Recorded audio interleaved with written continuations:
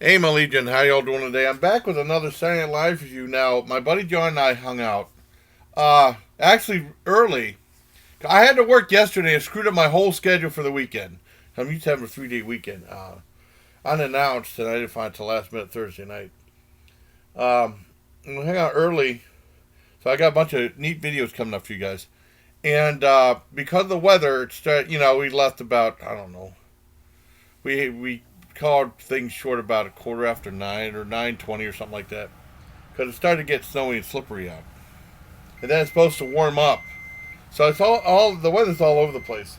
So I decided I was going to do another Saturday Night Live review. If you saw the video, please be careful out there. It's about how bad the treacherous terrain was. And I did the Saturday Night Live review. I didn't know who was hosting. I watched it cold. I couldn't remember who was hosting. And it was a guy named J.J. Watt, who I never heard of before. And apparently he's a football player. And that makes sense because tomorrow's the Super Bowl. And it starts off with cold opening. And they were talking about how the impeachment trial, saying it was this long and boring and stuff like that. It wasn't interesting and stuff. And it says, this is the trial you wish happened. And yeah, it was pretty good. It had, let's see. Yeah, it had Judge Mathis taking over. And they printed more like a TV version. And they had like Mitch McConnell come in and go, oh, I say, Mitch McConnell. And then they had, that was really funny. They had a guy I think it was Cecily Titan doing Tom Holmes. It was funny. I sound like Monty, one of the Terry Gilliam skits from Monty Python. But it was actually really funny, silly.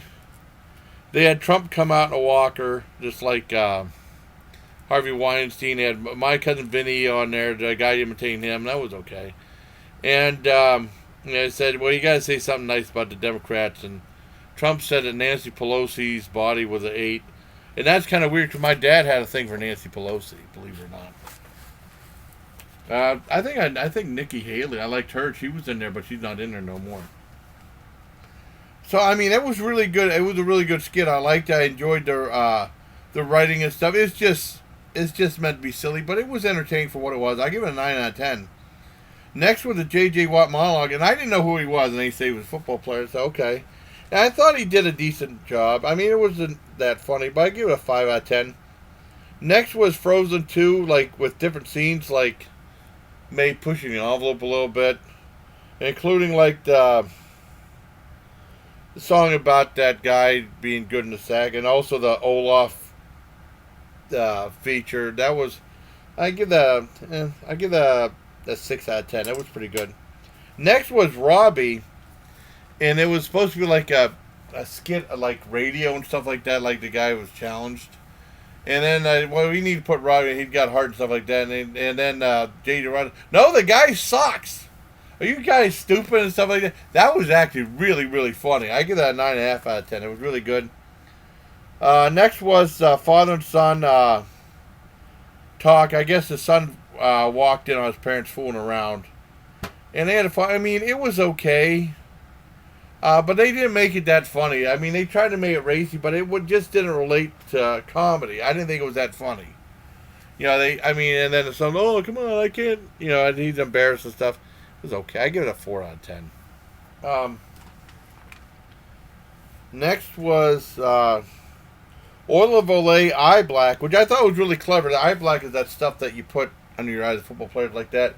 And it's from Oil of Olay, and I like the props was cool, but I mean, it was an average commercial skit. But at the very end, the guy had on his note. He said, "Yeah, no sense of having a thing with a shattered nose." He ripped off that was really funny. That made me laugh. So I got a 5 out of 10 for that. For made me laugh that one time. Next was a guy named Luke Combs. I never heard of this guy either. When I saw him, I was like, I'm pretty sure it's country. And I mean, I'm not the biggest country guy in the world. I mean, I liked it more in like the 80s. I liked like Kenny Rogers. I liked when the Blues Brothers did Rawhide. Ronnie Millsap did A Stranger in My House. That was a good song. I like Jack Daniels too, but I like Charlie Daniels doing like Devil Down in Georgia. I love that. That's timeless classic. Still in Saigon, or it's more southern rock, but it was still really good. Or the Okefenokee Swamp with about the swamp monsters. That was a cool song. It was an okay song. I give it a 4 out of 10.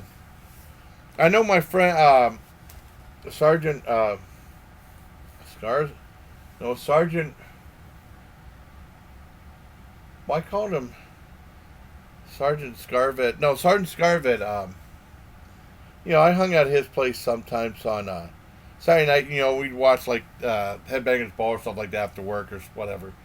And then he had like a horror movie show after that. It had special effects. And then sometimes he played some stuff. I brought up like the one Rigor Mortis versus the World.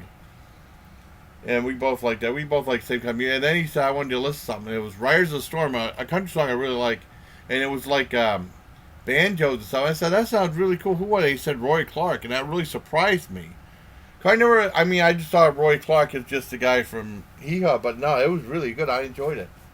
But like I said, I'm not that big in the country. But it was okay. Next was Weekend Update. And Weekend Update I thought was really weak. It wasn't that funny. I liked the owl joke and the Valentine's joke that followed it. I give that 4 out of 10. It was only okay. Next was, I think, something called a Pilot Hunk from like an ABC spoof of like The Bachelor. And basically it was just the one guy, and then all the girls like came to him like either like weren't that bright or had problems and stuff. And then they kept interrupting each other. Hey, can I take a... And that got old real quick. I didn't like that skit at all, except for the twin on the girl's bed. That was kind of funny. But that was a 1.5 out of 10. That got old quick. Next was EA Games, and he was the football player used for voiceover for Madden, the next Madden 21 or whatever it is. And that was okay. Some of it was funny. It was like made him look like a loser when he was saying stuff. It was okay. It could have been funnier. I get a 4 out of 10. Next was drunk ordering food. The Food Dudes commercial. And it's like if you get hungry, I've done this before. You order a bunch of food and it's like people saying, well, it's just for one guy. And they say he's eating too much or whatever. And then you get like these mannequins and stuff like that. Hey, it's for 4 people, not just for me. And that was really good. I like that one. I like whenever something they have more relatability in the commercial vibes, commercial skits. And they showed them eating or talking. That had a really creepy tourist trap vibe to it. I like that one a lot. I give that a 10 out of 10. That was fantastic. Next was Luke Combs again. Now I thought this song rocked a little bit more, so I give it a 5 out of 10. Next was like Bigfoot, or they call it My Fair Bigfoot. Bigfoot back in like Victorian times or whatever. I thought it'd be better, but they even had talked about him crapping in the bathroom, and they didn't even make the poop jokes that funny. So I only give that 3 out of 10. I didn't really care for that much. Next was the very last skit. There was a porno delivery guy skit where the guy comes. I mean, it's really cliche. The guy comes to deliver pizza and says, "Oh, we don't have enough money. We don't have enough money." So they fool around and stuff to pay for the pizza.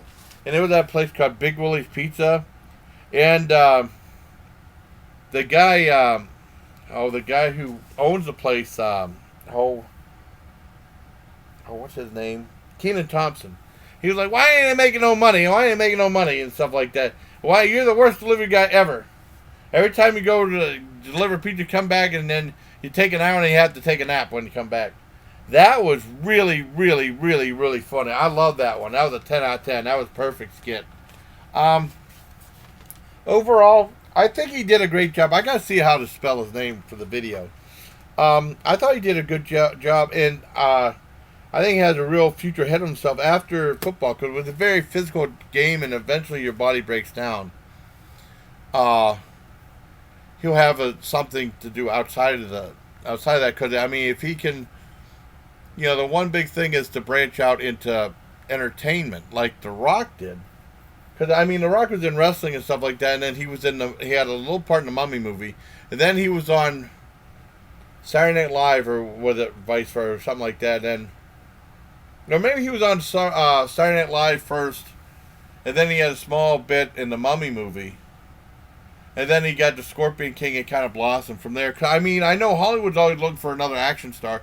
Or either he could do that, or he could do like be one of the talking heads, not the band, like sports commentators and stuff like that for different sporting events.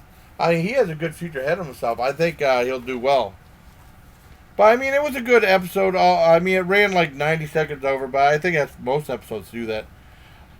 Overall, I give it a 7 out of 10. So I hope you like this review of JJ Watts reviews. JJ Watts host Saturday Night Live. I hope you liked the video, everybody. Till next time, please take care of my legion. I gotta find out how to spell his dang gum name.